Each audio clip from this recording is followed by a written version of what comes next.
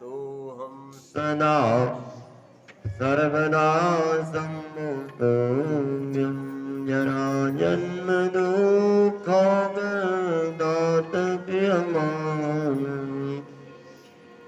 प्रभु पाहि आपन्ननामी से समान दाता नहीं विपत्ति विदारण हार रंजा मोहिया कियो शरण पड़े तियो शंकर भगवान की जय उमापति महादेव वृंदावन बिहारी लाल की जय सत्य सनातन धर्म की जय कार्तिक मास महात्म्य की जय नमः पार्वती पतये हर हर महादेव। कार्तिक मास की प्रातःकालीन बेला में सनातन धर्म मंदिर के प्रांगण से कार्तिक मास का महात्म्य श्रवण करेंगे। या दूध की कथा भी श्रवण की जाएगी संक्षेप।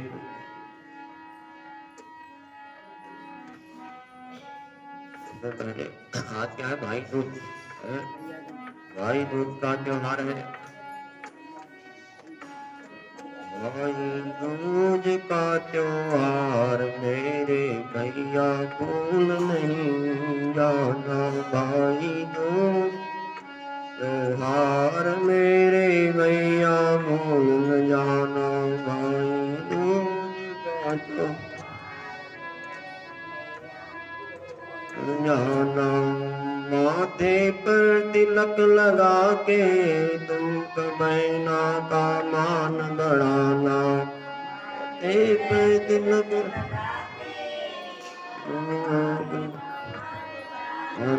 माथे पर तिलक लगा के तुम बहना का मान बढ़ाना।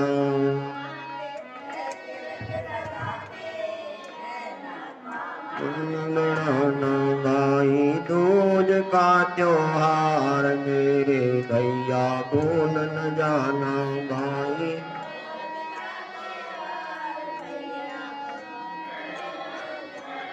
भाई दूज का त्योहार मेरे भैया भूल न जाना।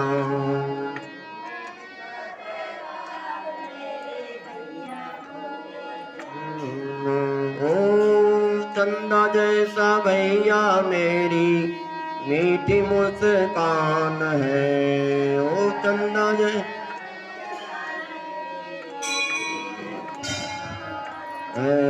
चंदा जैसा भैया मेरा मीठी मुस्कान है।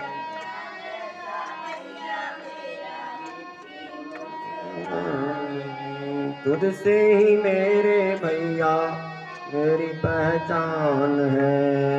तुझसे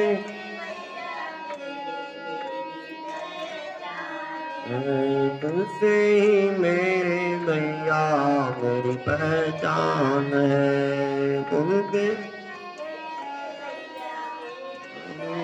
जान है।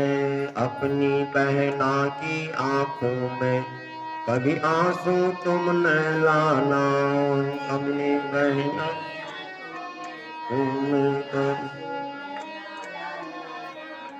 अपनी बहना की आंखों में कभी आंसू तुम न लाना।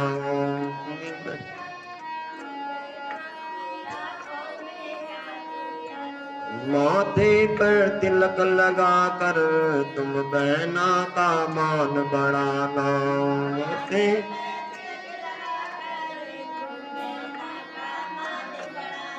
भाई दूज का त्योहार मेरे भैया भूल न जाना।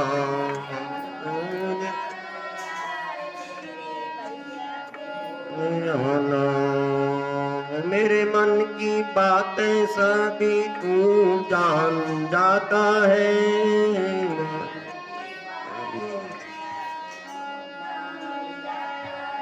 ओ मेरे मन की बातें सभी तू जान जाता है।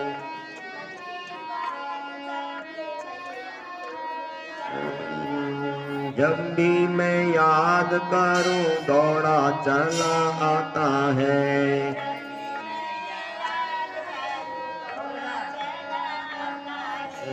जब भी मैं याद करूं दौड़ा चला आता है।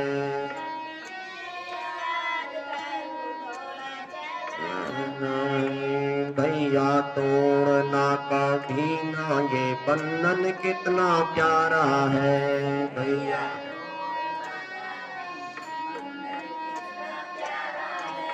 माथे पर तिलक लगा के बहना का मान बढ़ाना।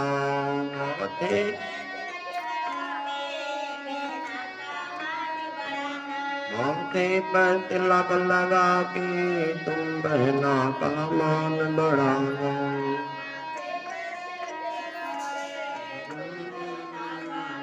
भाई दूज का त्योहार मेरे भैया भूल न जाना।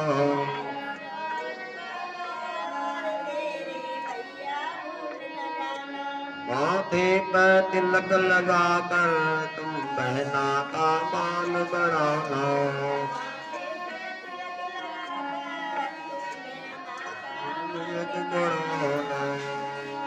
कार्तिक मास महात्म्य की जय। कार्तिक मास के प्रांगण में तो कार्तिक मास के पक्ष की शुक्ल पक्ष की द्वितीया तिथि यमराज का पूजन किया जाता है। आज जो है शुक्ल पक्ष की द्वितीया, परसों दीपावली थी अमावस्या के, उसके बाद गोवर्धन प्रतिपदा को। तो 5 दिन के जो होते हैं, जब त्रयोदशी से लेकर के यमराज के नाम से यम पंचक कहा जाता है इनको। धनतेरस 14 और फिर अमावस्या और पड़वा आज द्वितीया, 5वां दिन आज है। तो द्वितीया को यमराज का पूजन करना चाहिए। इस तिथि को यमुना में स्नान करने वाले व्यक्ति को कभी भी यमराज के यमलोक के दर्शन नहीं होते। यमुना जो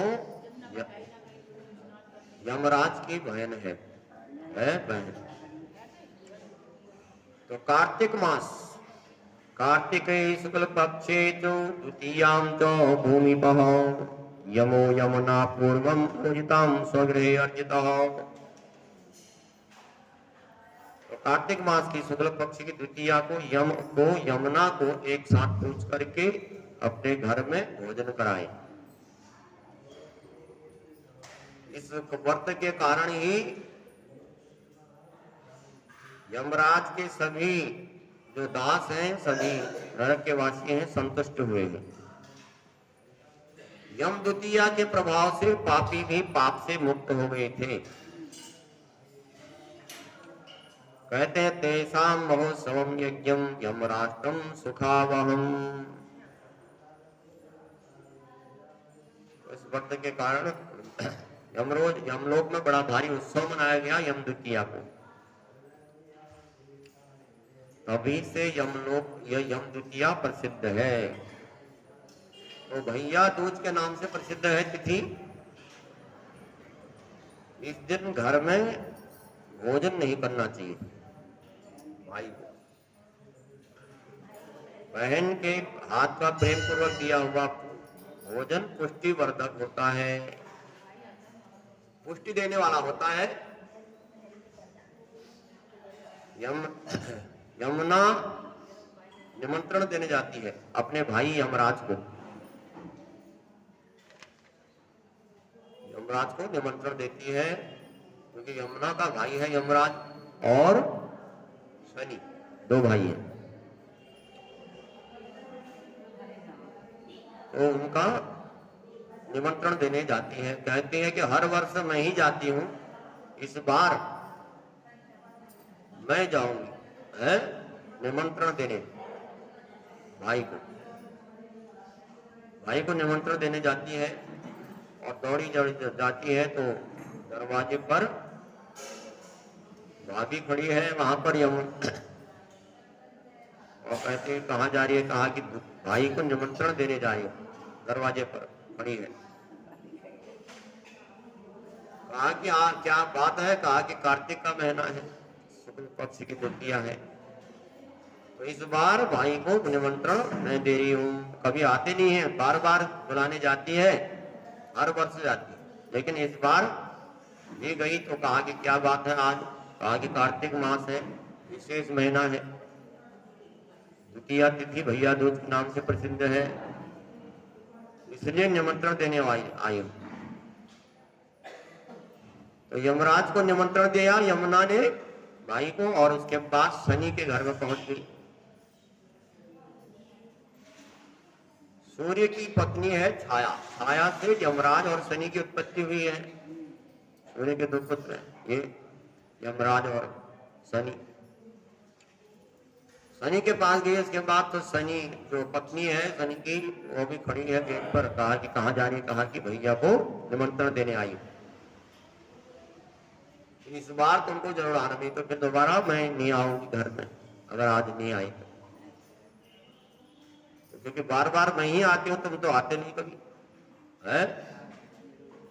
भाई के घर ही आती हूँ, अभी मेरे घर में क्या है?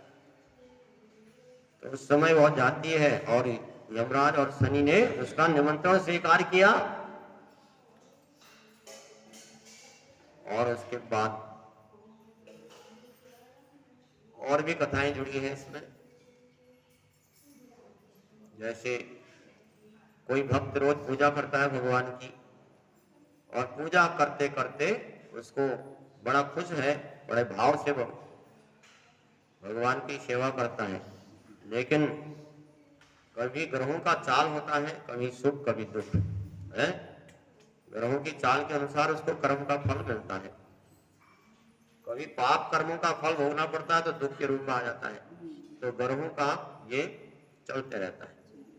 तो वह भक्त रोज भगवान की पूजा करता है बड़ी सेवा से, और रोज पसंद रहता है। तो एक बार उसको ग्रहों की चाल में शनि की 7.5 आ गई है, और वह भक्त कष्ट में पड़ गया उस समय।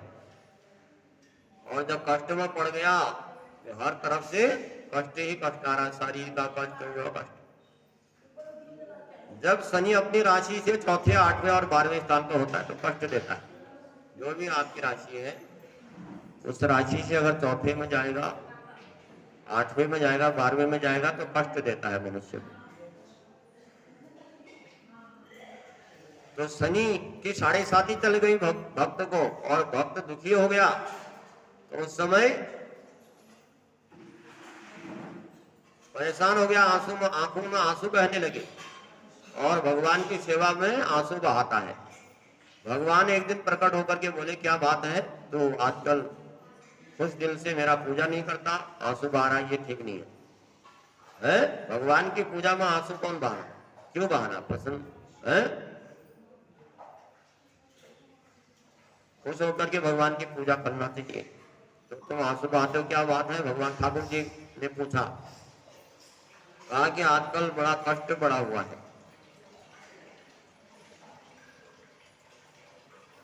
देखा ठाकुर जी ने क्या बात है कष्ट होने का, देखा कि शनि की 7.5 चल रही है, अरे 7.5 तक, 7.5 साल तक चलेगी, 7.5 साल तक कष्ट रहेगा इसको। तुरंत भगवान कृष्ण ने यमुना को याद किया, और यमुना प्रकट हो गई, और यमुना आई और कहा कि क्या बात है? भगवान कृष्ण कहने लगे कि मेरा भक्त कष्ट में पड़ा है, तुम अपने भाई से कह नहीं सकती कि जो भगवान की पूजा करे, जो ठाकुर की सेवा करे, उसको कभी उसको कष्ट ना आए, उसको शनि की 7.5 ना आए, ढैया ना आए। अपने भाई शनि से कह नहीं सकते तो यमुना शनि के पास गई और कहने लगी जो ठाकुर की सेवा करे उसको कष्ट न आए। हैं भैया ये मांगते हो? शनि ने कहा ये हो नहीं सकता है, ये तो हो नहीं सकता क्योंकि कष्ट तो आता ही है, क्योंकि अपने कर्मों का फल भोगना ही पड़ता है, भगवान को भी भोगना पड़ता है। कर्मों कोई भोगे बिना नहीं रहते, तो कष्ट तो आना ही है, क्योंकि भगवान ने शनि को आज्ञा दी है कि तू, शनि दंड भी देते हैं जो कर्म जो खराब करते हैं, इसलिए अपने कर्मों को ठीक रखना चाहिए मनुष्य को। भगवान से मत डरो, किसी मनुष्य से मत डरो, अपने कर्मों से डरो, क्योंकि कर्मों का फल भोगना पड़ेगा। ये दंड आपको भोगना पड़ेगा, चाहे आप भगवान की पूजा करो कुछ भी करो, क्योंकि कर्मों को अपना ठीक रखो, किसी का दिल मत सताओ, किसी को परेशान मत करो, कोई ऐसा काम ना हो जाए जिससे दुखी हो जाए मनुष्य। तो कर्मों को ठीक रखना चाहिए, अपने कर्मों से डरना चाहिए, भगवान को देख करके क्यों डरना। धर्म भी हो तो अपने कर्मों का बारे में सोचो, नहीं तो शनि का काम है कि शनि 7.5 लगाएगा है, कष्ट करेगा। और जो किसी को कष्ट नहीं देता वो पाप नहीं करता तो उसको कष्ट भी नहीं आता। तो यमराज शनि ने कहा कि ये तो हो नहीं सकता, 7.5 तो लगनी है? तो 7.5 का तो भगवान के भक्त कष्ट आता है सबको, क्योंकि उसके पाप कर्मों का फल उसके सामने आ जाता है। तो उसमें कथा में उस कथा को जोड़ते हुए कहते हैं कि यमुना अपने भाई के पास गई है कि जो मेरे वो हैं उनको कष्ट क्यों आए। तो भाई बहन अगर भाई से कहे तो काम न करे तो वो भाई कैसे हो सकता है? बहन अगर भाई से कहे तो वो न करे, ये कोई बात। और भाई बहन जिस दिन भाई के घर में जाती है, बहन जिस दिन भाई के घर में जाए या भाई जिस दिन भाई बहन के घर में आए, उस दिन बहन की चेहरे की चमक कुछ और ही होती है? सब कुछ भूल जाती है। औरों के लिए हो ना हो, भाई के लिए तो दिन रात तैयार है। तो बहन के चेहरे की चमक ही और होती है उस दिन, दोनों दिन। बहन जब भाई के घर जाए या भाई जब बहन के घर आए, भाइयों की तेज की चमक तो कोई कह नहीं सकता, लेकिन बहनों के तेज खूब रहता है, खूब खुश हो जाती है बहन। भाई का तो खर्चा होता है, वो तो उतनी चमक नहीं रहती है बहनों की चमक भी सही रहता है। तो इसलिए भाई का सम्मान। और बहन अगर भाई से कहे वो करे न तो इसको कोई हो नहीं सकता। तो बहनें जाती, बहन यमुना गई यमराज के घर में निमंत्रण देने, भैया दूध की बारे में कहा। क्या बात है? कार्तिक शुक्ल पक्ष की द्वितीया है। और फिर शनि के पास गई, शनि के दरवाजे पर दूसरे भाई के पास से कहा कि कल निमंत्रण है, क्योंकि हर वर्ष मेरे को ही आना पड़ता है, कभी तुम भी आया करो। तो यमराज और शनि को बुलाया है यम द्वितीया के दिन, वैशाख कार्तिक शुक्ल पक्ष की द्वितीया को। और दोनों भाई पहुंचे और बहनों को सत्कार करना चाहिए, आज का दिन पूजा करें। आयु बढ़ाने को चाहिए कि बहनों को चाहिए कि बहनों को 8 चिरंजीवों की पूजा भी करें, भाई के लंबी कामना के लिए, दीर्घायु के लिए, जिससे कि बहनें कहें कि जिस प्रकार हमारे तो अष्ट चिरंजीवी है, चिरंजीवी मार्कंडे अश्वस्थामा बलरिव्यासो हनुमान अष्टभिभीषणो कृपहो द्रोण परशुरामो अष्टवेता चिरंजीविनो। अश्वस्थामा, बलि, व्यास, हनुमान, विभीषण, कृपाचार्य, परशुराम, मार्कंडे जी की पूजा करनी चाहिए कि भाई के चिरंजीव होने के लिए। गंध अक्षत पुष्प से पूजा करें। तो यमुना ने भी पूजा की है भाइयों की, और भाइयों के मस्तक पर तिलक लगाया। भाइयों के मस्तक पर, यमराज के मस्तक पर भी तिलक लगाया और शनि के मस्तक पर भी तिलक लगाया। और दोनों भाई खुश हो गए, कहने लगे, यमराज ने कहा कि भाई क्या चाहिए, बहन क्या चाहिए?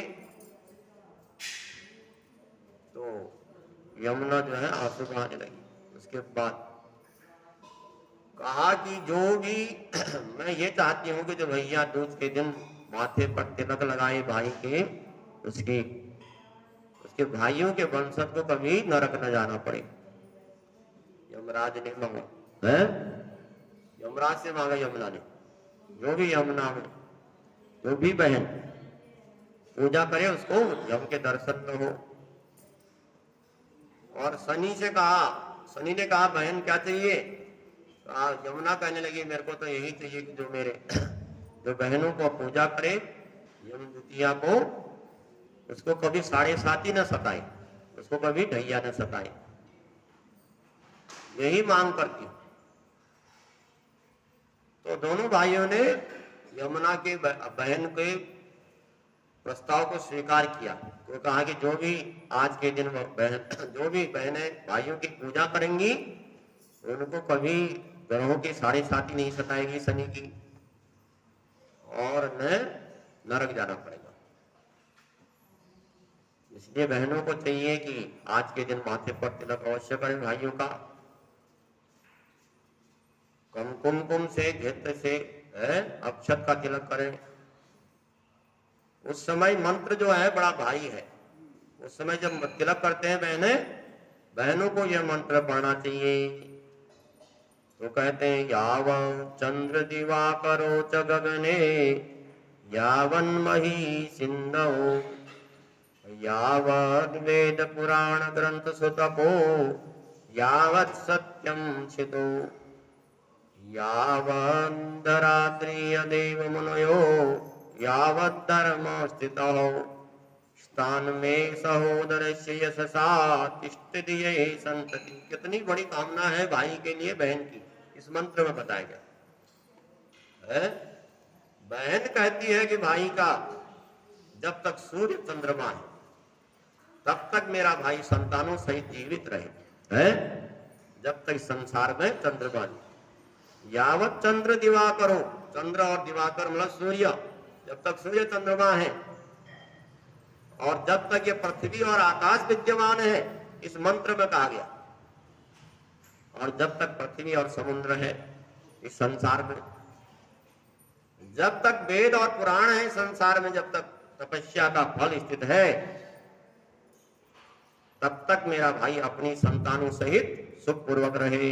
बहन की कितनी बड़ी कामना है भाई की कि चंद्रमा सूर्य तक के रहने तक का समय मांग लिया है। इस प्रकार अक्षत लगाना चाहिए। जब तक ब्रह्मा विष्णु शिव की पूजा है, जब तक पृथ्वी में धर्म स्थित है, तब तक मेरा भाई संतानों से सुखपूर्वक रहे। ऐसा कह करके कार्तिक शुक्ल पक्ष की द्वितीया को, जिसको यम द्वितीया कहते हैं, क्योंकि यमुना के भाई यमराज को तिलक किया गया है उस दिन और चावल लगाए, तो ऐसा मंत्र पढ़ना चाहिए। जब मंत्र जब तिलक लगा रहे हो यह मंत्र होना चाहिए कि जब तक सूर्य चंद्रमा है, जब पृथ्वी आकाश है, जब तक है वेद पुराण है, जब तक भगवान का पूजन है, जब तक धर्म है, तब तक मेरा भाई अपनी संतानों सहित जीवित रहे। तिलक धारण कर दिया, अक्षत लगाया। अक्षत कहते हैं जो छूटा न हो, जो ऐसा चावल जो अक्षत नहीं होगा, जो नष्ट नहीं हुआ, उसका तिलक किया जाता है अक्षत। चावलों भी दुख को शांति करने वाला है। भोजन कराएं, बहन के हाथ से दिया हुआ प्रेम पूर्वक भोजन सुख से रहता है। भाई के घर, बहन के घर भाई रह जाए है, कोई कमी नहीं छोड़ते भाई को। घर वालों को दूध देते, उसको दूध दे देते छुप छुप के है। ये तो कुछ फिर बाद में भाई की पत्नी आ जाती है, गड़बड़ कर जाती है। नहीं तो भाई कितने दिन तक पड़ा रहे बहन के घर में है, भाग्य निकाल देती है कि इसको कितने दिन तक के पड़ा है। नहीं तो भाई बहनों का प्रेम ही अटूट है। तो भाई बहनों का शांति बनी रहे उसके लिए अक्षत लगाएं, भोजन कराएं अपने हाथ से प्रेम पूर्वक। तो ऐसा करने से भाई सुखी रहता है, रोग और शांति बनी रहती है, सब दुखों से रहित बना रहता है। तो भैया दूज के दिन आपको ये सब करना चाहिए। ये कहानी जो है कथा इसकी यहीं पर बताई गई। उसके बाद पृथ्वीराजा ने कहा कि क्षेत्रणाम परम क्षेत्रम तीर्थानाम तपोत्तमो परादया तथ्यम ब्रूहि ऋषितम।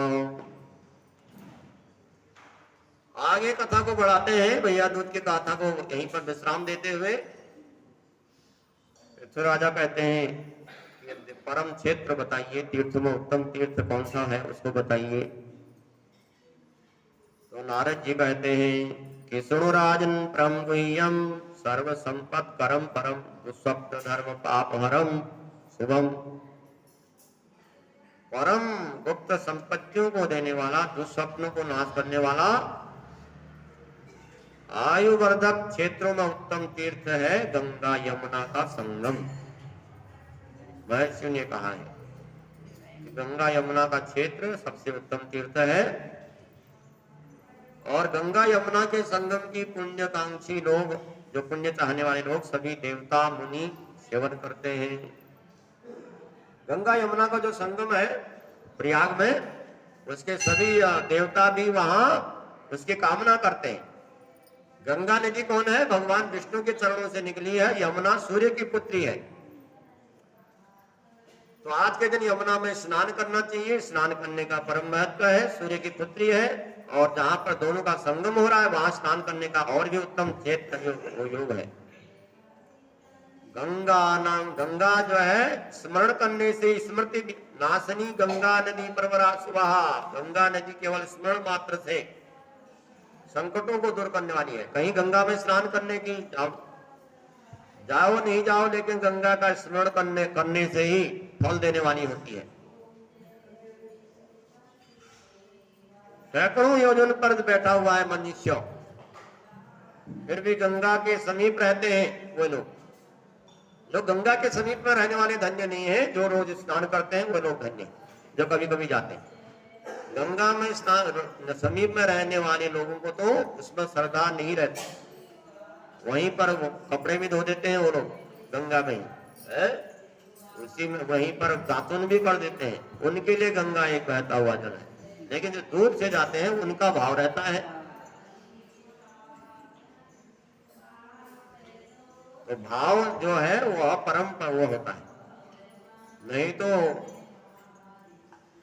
वो मछली की उन्नत तरती जो जिसका गंगा में घर है, तो भाव नहीं है तो वह तरता की है। उससे लगाने से नहीं होता गंगा में स्नान, भाव से। तो गंगा जो है भगवान विष्णु के चरणों से निकली है, सूर्य की पुत्री है यमुना, दोनों का योग जो है उत्तम होता है। तो सभी समुद्र पर्यंत पृथ्वी में जितने पुण्य क्षेत्र है सबसे अधिक पुण्यवर्धक है ब्रह्मा ने जहां यज्ञ किया था प्रयाग क्षेत्र। सभी तीर्थों में स्नान करने का जो फल है वह स्नान 16वीं कला के बराबर नहीं है।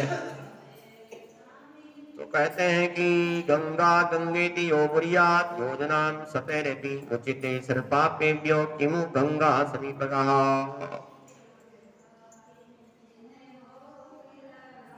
तो जो लोग गंगा का नाम लेते हैं उनके पाप नष्ट होते हैं कि जो समीप और तो विष्णु भगवान के चरणों से निकली हुई गंगा सबसे पहले भगवान शिव के क्षेत्र में गई। शिव का बहुत क्षेत्र जो काशी नगरी है। काशी कौन है? काशी वो है जो भगवान के त्रिशूल पर, भगवान शंकर के त्रिशूल पर बसाई गई है। जब सारी पृथ्वी का प्रलय हो जाता है लेकिन काशी का नाश नहीं होता, क्योंकि भगवान शंकर ने उसको अपने त्रिशूल पर धारण किया उस समय। तो विष्णु के चरणों से निकली हुई गंगा भगवान शंकर की नगरी में गई, काशी में। तो काशी में जो काशीपुरी में जो गंगा स्नान करते हैं उनका बड़ा पुण्यशाली होते हैं। एक तो काशी और दूसरी गंगा, दोनों क्षेत्र मिल गए तो और दुर्लभ हो जाता है। अधिक क्या कहा जाए, गंगा में स्नान करने वाले सभी पापी भी पाप रहित होकर के बड़े विमान पर बैठ करके परम पद को पा जाते हैं। तो कहते हैं गंगा में स्नान करने वाले जो महान पुरुष अपने माता पिता के कुल के सैकड़ों पीढ़ियों का उद्धार करके विष्णु के परम पद को पा जाते हैं। गंगा का स्पर्श करने मात्र से ही मनुष्य देवताओं का स्वामी बन जाता है। कहते हैं तुलसी जल हो तुलसी मूल संभूता, गंगा पादोद्भवा तथा गंगोद्भवा तथा मृत्युन। तुलसी दल से युक्त गंगा जल का, तुलसी मिली हो गंगा जल हो, मृत्यु के समय में विष्णु मर जाए तो विष्णु भगवान की पद को प्राप्त कराता है। तो गंगा और तुलसी के द्वारा मनुष्यों का अंचल और अत्यंत दुर्लभ भक्ति प्राप्त होती है। धर्म उपदेशकों का कहना है तुलसी के स्थान की मिट्टी का स्पर्श हरिपद को प्राप्त करता है। मैं गंगा में कब स्नान करूंगा, कब गंगा में जाऊंगा, कब मेरे को गंगा के कब दर्शन प्राप्त होंगे। जो व्यक्ति इस प्रकार से भी सोचता है कि बहुत साल से जा नहीं पा रहा हूं, कब गंगा जा पाऊंगा, उसको भी विष्णु लोक की प्राप्ति हो जाती है। तो गंगा की महिमा का वर्णन करने में सब लोग असमर्थ हैं। अधिक क्या कहा जाए, संपूर्ण संसार माया से मोहित होने वाला है, परंतु गंगा का नाम लेने से मनुष्य नरक नहीं जाता। गंगा का नाम लेने से संसार रूपी बांझ निकल जाता है। तो तुलसी की भक्ति और हरि भक्ति को वृद्धि करती है। मनुष्य गंगा गंगा कहते हैं, विष्णु जाते हैं। तो कार्तिक का महीना है, इसमें महान पुण्य देने वाली गंगा माघ आदि महीने में नदियों में पहुंच करके संसार को पवित्र करती है। गोदावरी गंगा यमुने चैव गोदावरी सरस्वती, भागीरथी है, कृष्णा है, रेवा है, अमरावती, तुंगभद्रा, कालिंदी, ताम्रपर्णी, सरयू, तीर्थों में गंगा सदैव विराजमान रहती है इन जगहों पर। तो गंगा सागर का, संसार का पालन करने वाली है, संसार का पवित्र करने वाली है, इसलिए गंगा का सेवन किया जाए। समस्त देवताओं और तीर्थों में उत्तम तीर्थ क्षेत्र है, उत्तम क्षेत्र है वाराणसी। ज्ञानियों का कहना है कि वो कान धन्य है जिन्होंने काशी की महिमा सुनी है। काशी का स्मरण करते हैं वे लोग पापों से छूट करके देवताओं के समान हो जाते हैं। 100 योजन दूरी पर बैठा हुआ मनुष्य भी काशी का स्मरण करे तो वह भी पापों से छूट जाता है। और अंतिम समय मरते समय अगर काशी में कितना बड़ा पापी चले जाए मरने के लिए, वह मुक्त हो जाता है। इसलिए कहते हैं कि अंतिम समय में सब भगवान का भजन करो, सब कुछ छोड़ दो, घर गृहस्थी का करो। कब तक इनके चक्कर में पड़े रहेंगे, इनका तो कभी पूरा होगा नहीं परिवार का। तो अपने आगे का जो सुधार करना है उसके लिए तीर्थों में जाना चाहिए जब तक जा सकते हैं।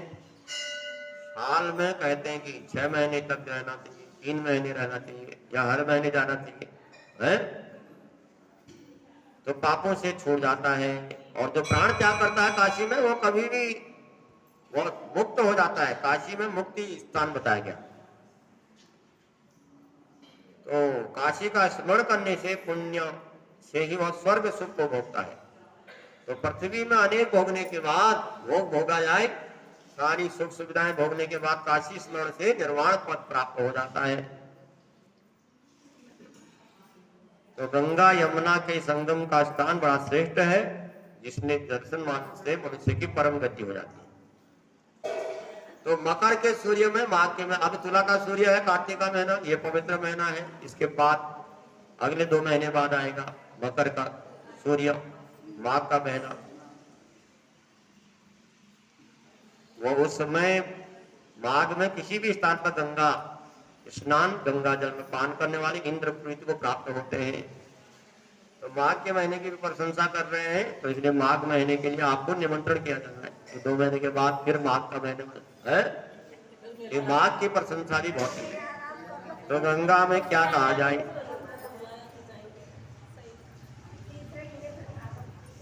और शिव रूपी भगवान गंगा का पूजन करते हैं। दोनों में कोई अंतर नहीं है, शिव और गंगा में।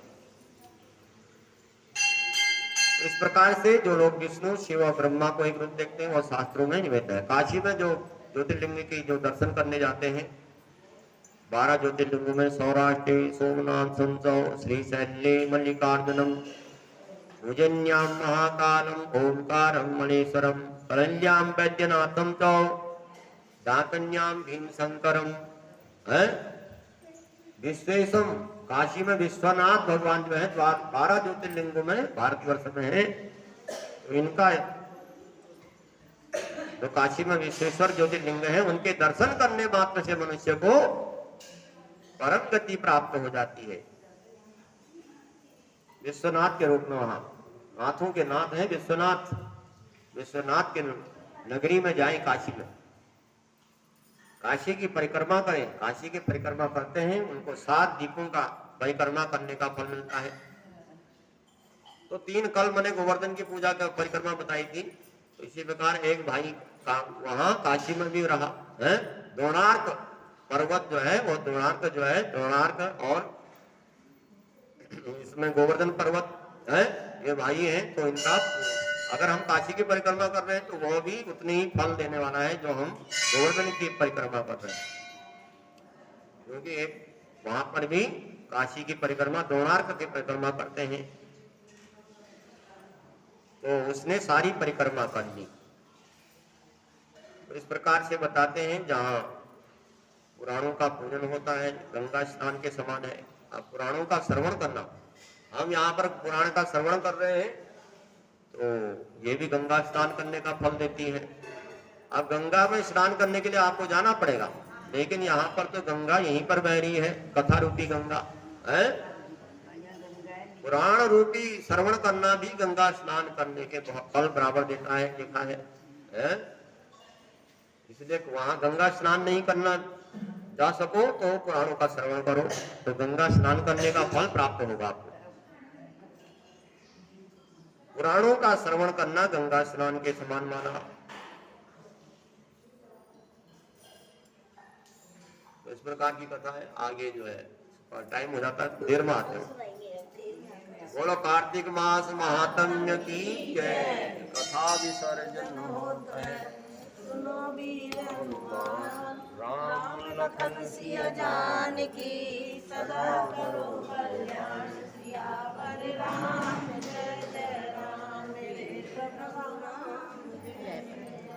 श्री कृष्ण गोविंद हरे मुरारी।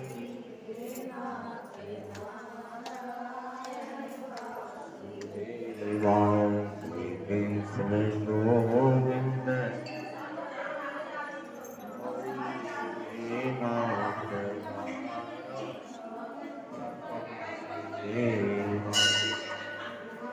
नाथ नारायण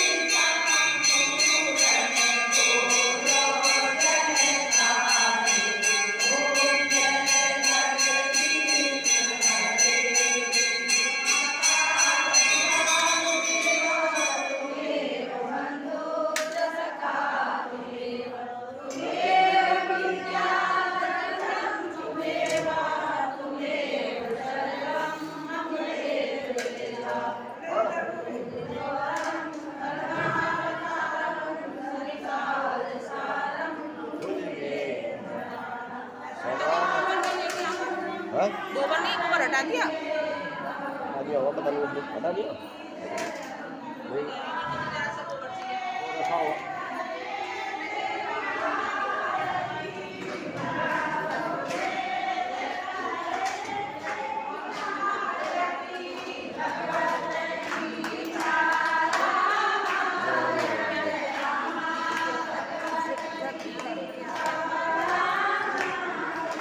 श्रीमन